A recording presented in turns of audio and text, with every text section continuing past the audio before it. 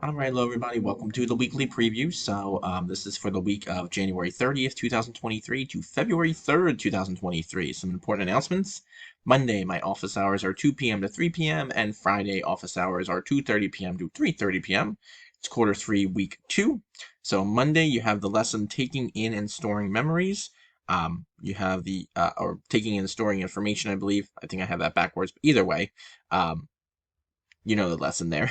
Key terms: memory, encoding, storage, and retrieval. Tuesday, the CYU memory concepts. Wednesday, understand how memories are created in live class, and you have the Achieve 3000 article, Mixing Books and Beats.